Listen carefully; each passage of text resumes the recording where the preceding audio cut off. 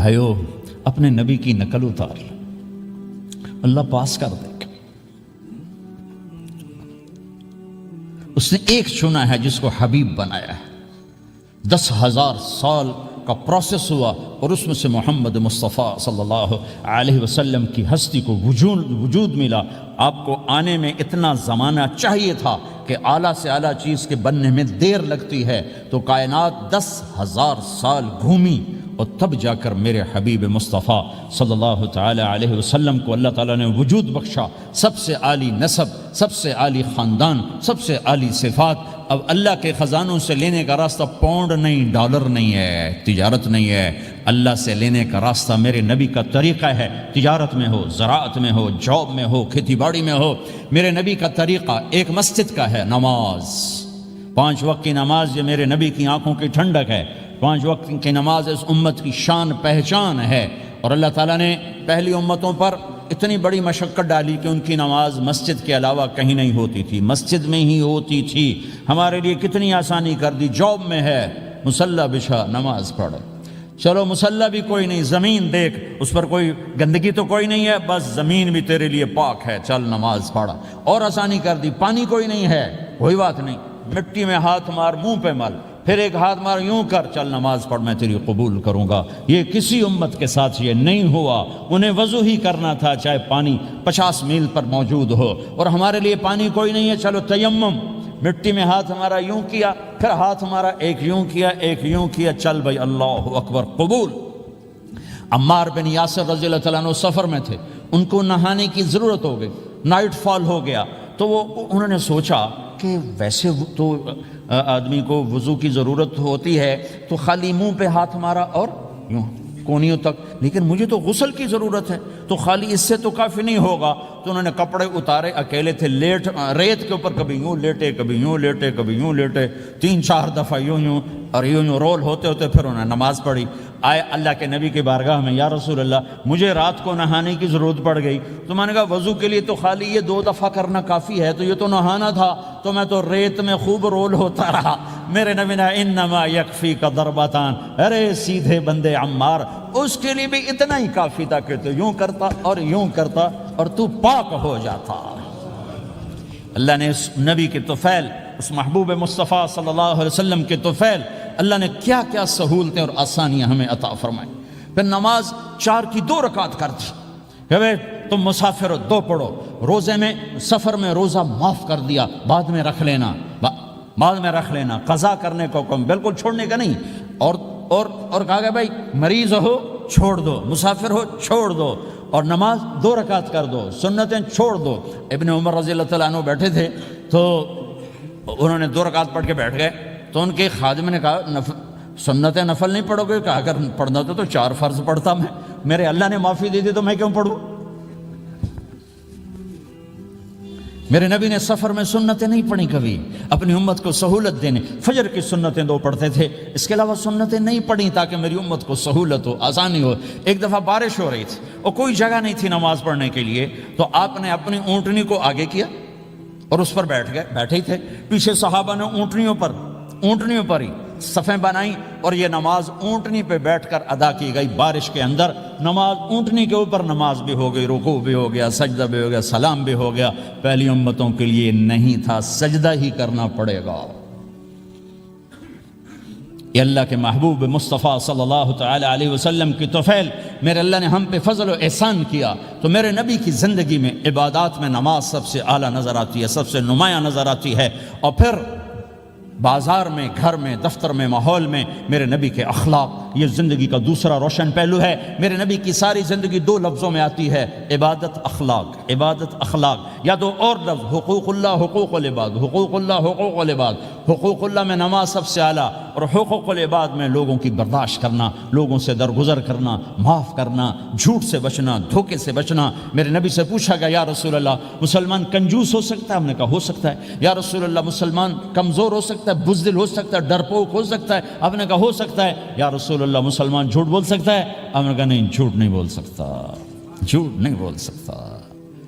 ہاں، الا لعنت اللہ علی الکاذبین، جھوٹوں پہ اللہ کی لعنت۔ اس لعنت کے ساتھ 400 پاؤنڈ بچا لیے، 4000 بچا لیے، 4 ملین بچا لیے، 4 بلین بچا لیے، 4 ٹریلین بچا لیے، ساری دنیا کو بچا لیا، اور اوپر اللہ کی لعنت پڑی تو اللہ کی قسم گھاٹے کا سودا ہے۔ اور سچے ہو گئے، سچ بولا، یہ میں 100 پاؤنڈ کماتا ہوں، لے لو جو لینا ہے اس میں سے، یہ میں 1000 پاؤنڈ کماتا ہوں، لے لو جو لینا ہے، یہ میں 50,000 پاؤنڈ کماتا ہوں، لے لو جو لینا ہے، کہ مسلمان کی زبان سے جھوٹ نہیں نکلتا، سچ ہی بولتا ہے۔ آپ تشریف لے جا رہے ہیں، ایک آواز ہے یا رسول اللہ، آپ نے یوں دیکھا کوئی نظر نہیں آیا، پھر آواز ہے یا رسول اللہ، تو آپ نے دیکھا کہ ہرنی ڈیر چھوٹی وہ کھڑی ہوئی رسی میں بندھی، تو آپ نے کہا کیا ہوا؟ کہا جی آپ کا صحابی مجھے پکڑ کے لایا ہے، میرے چھوٹے چھوٹے بچے بھوک سے رو رہے ہوں گے، آپ مجھے چھوڑ دیں، میں بچوں کو دودھ پلا کے واپس آ جاتا، مجھے پتا ہے میرے اللہ کی تقدیر میرے بارے میں کیا ہے۔ تو آپ نے کہا اگر تو واپس نہ آئی تو پھر؟ تو اس نے کہا مجھے اللہ جہنم میں ڈال دے۔ آپ نے اس کی رسی کھول دی، خود وہیں بیٹھ گئے، اس نے دوڑ لگائی اور پہاڑوں میں گم ہو گئے۔ تھوڑی دیر کے بعد وہ دوڑتی ہوئی آئی اور آ کے سر یا رسول اللہ میں حاضر ہو گیا، تو آپ نے اس کو باندھ کے وہیں آپ بیٹھ گئے نہیں۔ دیر کے بعد وہ صحابی آئے جنہوں نے اس کو شکار کیا تھا، پکڑا تھا، تو کہنے لگے، ان کا یا رسول اللہ آپ یہاں کیسے؟ کہ میں ایک درخواست لے کر آیا ہوں۔ کہ کیا؟ کہ یہ ہرنی مجھے ہدیہ کر دو۔ کہ یا رسول اللہ سب کچھ آپ کا ہے، کہ بس یہ ہدیہ کر دو۔ کہ یا رسول اللہ حاضر۔ تو آپ نے اس کو لے کر رسی اس کی گردن سے نکالی کہ جا بچی اپنے بچوں کے پاس جا کے خوشی منا، سچ نجات دیتا ہے اور جھوٹ ہلاک کرتا ہے۔ ایک ہرنی جان کی بازی کھیل گئی سچ بولنے کے لیے، تم چند پونڈوں پہ جھوٹ بولتے ہو، ایمان کو برباد کر کے رکھ دیتے ہو۔ مسلمان جھوٹ نہیں بولتا، مسلمان دھوکہ نہیں دیتا، مسلمان کی زبان سے سخت بول نہیں نکلتا، کسی کو بے عزت نہیں کرتا، کسی کو کی بے اکرامی نہیں کرتا، کسی کا دل نہیں توڑتا، کسی کو ذلیل نہیں کرتا، خود سہتا ہے، اوروں کو خوشیاں دیتا ہے، خود دکھ سہتا ہے، اوروں کو راحت دیتا ہے، خود تکلیف سہتا ہے۔ یہ میرے نبی کے اخلاق ہیں، یہ میرے نبی کی زندگی ہے، اور یہ اسلام کا سب سے بڑا چیپٹر ہے اور سب سے مشکل چیپٹر ہے۔ جب میرے نبی نے لمبی نمازیں پڑھی تو اللہ نے روک دیا کہ میرے حبیب ما انزلنا علیک القرآن لتشقى، اتنی لمبی نماز نہ پڑھ کے تو تھک جائے۔ میرے نبی نے تبلیغ میں زور دکھایا تو اللہ نے روک دیا، فلتذهب نفسك علیہم حسرات، میرے نبی اتنا غم نہ کر کے آپ خود ہی آہیں بھرتے بھرتے آپ مر جائیں۔ میرے نبی نے مال سارا خرچ کیا، اللہ نے اس سے بھی روک دیا، ولا تبسطها كل البسط فتقعد ملوما محسورا، اتنا خرچ نہ کریں کہ آپ خود پھر دکھی ہو کے بیٹھ جائیں۔ خرچ کرنا بہت بڑا عمل، تبلیغ سب سے سارے عملوں کا سردار عمل، تبلیغ سے بڑا کوئی کام ہوتا تو اللہ نبیوں کو دیتا، اگر تبلیغ سے بڑھ کر کوئی کام ہوتا تو اللہ نبیوں کو دیتا، گشت سے بڑھ کر کوئی محنت ہوتی تو اللہ نبیوں کو دیتا۔ 950 سال نوح علیہ السلام گشتی کر رہے ہیں، اور اللہ کی مان لو، اللہ کی مان لو، اتنا عظیم عمل کا میرے نبی درمیانہ نماز سب سے بڑی عبادت، میرے نبی درمیانہ کام، لیکن جب میرے نبی نے اخلاق اچھے کیے، دشمن کو معاف کرنا، تو ایک آدمی آپ سوئے ہوئے تھے، آپ کی تلوار لٹکی تھی، ایک آدمی آیا، اس نے آپ کی تلوار اتاری اور یوں ہماری پسلی میں، آپ اٹھ کے بیٹھ گئے، اب وہ قتل کے ارادے کے لیے آ چکا ہے اور تلوار یہاں ہے، کہتا من یمنعک منی، اب بول تمہیں کون بچائے گا؟ تو آپ نے مسکراتے ہوئے کہا اللہ، تو اس کے ہاتھ سے تلوار گر پڑی، تو آپ نے اٹھا لی، آپ نے یوں سیدھی کی، اب تو بچا، تجھے کون بچائے گا؟ وہ کہنے لگا مجھے تو ہی بچائے گا، وہ تو اللہ کو جانتا نہیں تھا، کہا بابا مجھے تو ہی بچائے گا۔ تو آپ کہتے ہیں اس کا سر اڑا دو، یہ نبی کو قتل کرنے آیا ہے۔ میرے نبی نے فرمایا کلمہ پڑھتے ہو؟ کہا نہیں پڑھتا۔ کہا جاؤ معاف کیا۔ یہ میرے نبی کے اخلاق ہیں۔ 20 سال جنہوں نے قتل کے منصوبے مکہ والے، جب آپ مکہ میں فاتحانہ داخل ہوئے، ابو سفیان سب سے زیادہ آپ کو دکھ پہنچانے والوں میں پیش، تو آپ نے ابو سفیان کو عزت دی، جو ابو سفیان کے گھر میں داخل ہوگا اس کو کچھ نہیں کہا جائے گا۔ آپ تو ابو سفیان کو بلا کے سولی پہ لٹکاتے، اور آپ کہہ رہے ہیں جو ابو سفیان کے گھر میں جائے گا اسے کچھ نہیں کہا جائے گا، جو بیت اللہ میں ہوگا اسے کچھ نہیں کہا جائے گا۔ سارا مکہ سامنے، آپ یوں بیت اللہ کا دروازے پر یوں دونوں ہاتھ ایسے ٹکا کے کھڑے تھے، پھر آپ نے کہا میں کیا کروں گا اب تمہارے ساتھ؟ تو سہیل بن عمر نے کہا آپ کریم ہیں، کریم کے بیٹے ہیں، تو آپ نے کہا جاؤ میں نے معاف کیا۔ یہ اخلاق آج مٹ چکے ہیں، مردوں سے، عورتوں سے، علم والوں سے، خانقاہ والوں سے، تبلیغ والوں سے، سب زیرو ہوئے پڑے ہیں۔ جب تک یہ اخلاق زندہ نہیں ہوتے اسلامی زندگی قائم نہیں ہو سکتی، اسلامی معاشرت قائم نہیں ہو سکتی، اور دین دو چیزوں سے آگے پھیلتا ہے، ایک دعوت اور ایک اخلاق۔ دعوت اور اخلاق، دعوت اور اخلاق۔ دعوت نہیں ہوگی تو اخلاق وہیں پڑے رہ جائیں گے، اخلاق نہیں ہوں گے تو دعوت کوئی قبول نہیں کرے گا۔ میرے نبی نے کتنے معجزے دکھائے مکے میں، نہیں کلمہ پڑھا۔ بدر میں ان کے 70 مارے گئے، فرشتوں کو دیکھا، جبریل کے گھوڑے کی آواز سنی، کلمہ نہیں پڑھا۔ خندق میں شکست ہوئی، کلمہ نہیں پڑھا۔ پانی نکلتے دیکھا، انگلیوں سے کلمہ نہیں پڑھا۔ ایک بکرے کا ایک بازو پکایا، ایک بازو بکرے کا، ایک اگلا جو بازو ہوتا، اور 40 آدمیوں نے کھانا کھایا اور ایک بوٹی کم نہیں ہوئی، ایک بوٹی کم نہیں ہوئی، کلمہ نہیں پڑھا۔ لیکن جب میرے نبی نے کہا جاؤ معاف کیا تو سارے ہی کلمہ پڑھ گئے کہ واقعہ یہ اخلاق نبی کے ہو سکتے۔ حنین کی جنگ میں جب بھاگے لوگ، شکست ہوئی، تو ایک صحابی کا بھاگتے ہوئے پاؤں ہمارے نبی کا پاؤں پر آیا، اور جوتا سخت تھا، تو آپ نے کہا اوجعتنی، اور آپ کے ہاتھ میں چھڑی تھی، آپ نے اس کو یوں ماری، کہا اوجعتنی، ارے تو نے مجھے کتنا زیادہ درد پہنچایا، دکھ پہنچایا۔ وہ بیچارے پگھل کے رہ گئے اور پریشان ہو گئے، اور فرماتے ہیں سارا دن میں پریشان، ساری رات پریشان کہ اللہ کے نبی کو میں نے تکلیف پہنچائی، اب میرا کیا بنے گا۔ اگلا دن ہوا تو اعلان ہو رہا تھا بھائی جس کا پاؤں نبی کے پاؤں پہ آیا تھا اس کو اللہ کے نبی بلا رہے ہیں۔ تو صحابی کہنے لگے میں نے سمجھا بس اب میری تو دنیا بھی گئی اور آخرت بھی گئی، اب میرے اوپر کیس بنے گا اور مجھے ڈانٹ ڈپٹ بھی ہوگی، میرا کتنا بڑا گھاٹا نقصان ہوگا۔ یہ حاضر ہوئے ڈرتے ڈرتے، تو آپ نے فرمایا میرے بھائی کل میں نے تمہیں چھڑی ماری تھی، وہ مجھے معاف کر دینا، اور یہ 80 اونٹ تمہیں ہدیہ دیتا ہوں، 80 کیملز یعنی 80 پراڈو، 80 رینج روور کا یہ میری طرف سے تمہیں ہدیہ ہے۔ وہ حیران پریشان، یہ میرے نبی کے اخلاق ہیں، یہ میرے نبی کے اخلاق ہیں۔ کانٹے بچھانے والی نے 4 دن آنا چھوڑ دیا، بیمار ہو گئی تھی، تو آپ نے کیا بات ہے، وہ ہمارے راستے میں اب کانٹے کوئی نہیں ہیں، کہا جی وہ بیمار پڑی ہے جو کانٹے بچھاتے تھے، تو آپ اس کے گھر چلے گئے، ماں جی خیریت تو ہے، آپ ٹھیک تو ہیں، کہا بیٹا مجھے کلمہ پڑھا دے، بس تیرے اخلاق نے مجھے فتح کر لیا ہے۔ میرے بھائیوں یہ چیپٹر بھول چکے ہیں، بھول چکے ہیں، بھول چکے ہیں۔ جب تک یہ چیپٹر زندہ نہیں ہوگا زندگی اسلامی نہیں بنے گی، معاشرہ اسلامی نہیں بنے گا، اور آگے قوموں کے لیے اسلام کا دروازہ نہیں کھلے گا۔ ہمیں معاف کرنا آتا ہو، ہمیں گالی دینے والے کو دعا دینا آتا ہو، غیبت کرنے والے کی تعریف آتی ہو، اور غیبت کرنے سے، غیبت سننے سے اپنے آپ کو ایسے بچاؤ جیسے زہر سے بچاتے ہو، اسے آگ سے بچاتے ہو۔ ایک دوسرے کو نفرت کا بول نہ بولو ورنہ ساری زندگی تباہ و برباد ہو جائے گی۔ میرے رب کی قسم، میرے نبی نے کہا ایک زبان کا بول انسان بولتا ہے اور جہنم کی گہرائیوں میں گر جاتا ہے، اور ایک زبان کا بول انسان بولتا ہے اور جنت کے درجات پر چڑھ جاتا ہے۔ یہ زبان بہت طاقتور چیز ہے، میں ہر بیان میں اس کو دہرا رہا ہوں کہ جتنا یہ عمل ختم ہو چکا ہے اتنا کوئی عمل بھی نہیں ختم ہوا ہے۔ اور ایک صحابی ہیں ابو دجانہ۔ کون ابو دجانہ؟ السابقون الاولون من المہاجرین والانصار، اس میں پہلی صف کے صحابہ۔ کون ابو دجانہ؟ جب آپ حج پر گئے تو اپنی جگہ مدینے کا امیر ابو دجانہ کو بنایا۔ ابو دجانہ حج میں شریک نہیں ہوئے کہ آپ نے اپنی جگہ ان کو اپنا نائب بنا کے وہاں کھڑا فرمایا ابو دجانہ میری جگہ پر مدینے کا امیر ہے، یہ وہ ابو دجانہ ہیں۔ کون ابو دجانہ؟ جو جنگ بدر سے لے کر آخری حج تک ہر سفر میں شریک ہیں، ہر سفر میں شریک ہیں۔ ان کی ایک بات میں بتانا چاہتا ہوں، پہلے تھوڑی سی ان کی ہسٹری بتانا چاہتا ہوں۔ کون ابو دجانہ؟ احد کی جنگ میں آپ نے تلوار اٹھائی، کہ اس تلوار کو کون لے گا؟ کئی صحابہ کھڑے ہو گئے۔ آپ نے کہا اس تلوار کا حق کون ادا کرے گا؟ سارے بیٹھ گئے، 3 آدمی کھڑے رہے، ایک زبیر بن عوام، ایک عمر بن خطاب، ایک ابو دجانہ۔ ان کا نام ہے سماک بن خرشنہ، سماک بن خرشنہ ان کا نام ابو دجانہ سے مشہور ہے۔ تو آپ نے تلوار نہ عمر کو دی، نہ زبیر کو دی، ابو دجانہ کو دی تھی۔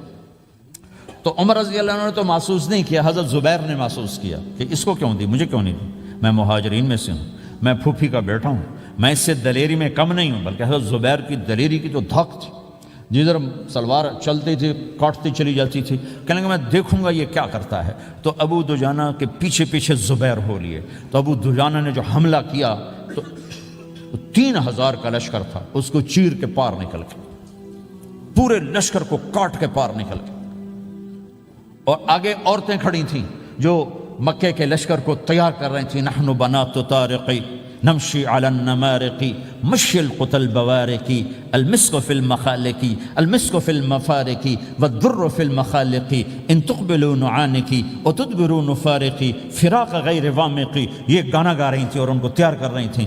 تو جب ابو دجانہ کی تلوار نظر آئی تو سب بھاگی، ہندا پکڑی گئی تو آپ نے یوں اپنی تلوار ہندا کے سر پر رکھی، انہوں نے چیخ ماری، تلوار ہٹا لی۔ تو زبیر پیچھے پیچھے کہ یہ کیا کیا ہے؟ جنگ میں اگر کوئی عورت حصہ لے اسے مارنا جائز ہے، ویسے جائز نہیں ہے، عورت کو، بچے کو، بوڑھے کو ہاتھ لگانا جائز نہیں ہے۔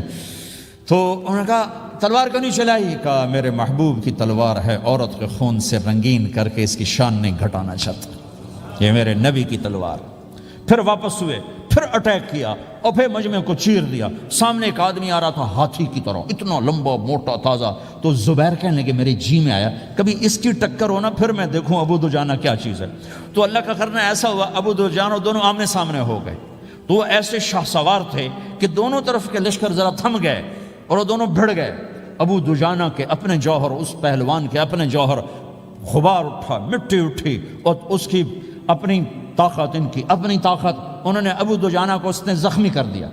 ابو دجانہ نے جو جوش میں آ کے ماری تلوار، اس کو لگی یہاں، تو اتنی طاقت سے لگی کہ اس کے نیچے اتر کر 2 ٹکڑوں میں تقسیم کر دی، یوں ماری، تو ایک حصہ ادھر ایک حصہ، پھر یوں دیکھا اور اپنے چہرے سے لوہے کی ٹوپی اتاری، کما ترا انا ابو دجانہ، کیا دیکھ رہے ہو؟ میں ہوں ابو دجانہ، تلوار صحیح لی ہے میں نے، غلط نہیں لی۔ یہ ابو دجانہ ہیں۔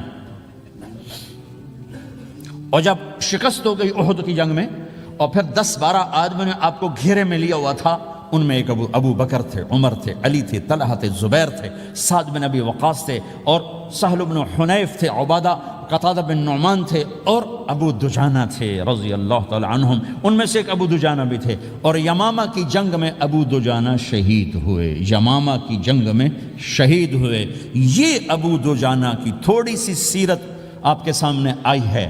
اس کے بعد اب آپ ان کے قول کو سنو تاکہ اس کا وزن آپ کے سامنے آئے۔ یہ بدر کے شریک ہیں، اللہ کے نبی نے کہا بدر کا صحابی جو مرضی کرے بخشا گیا۔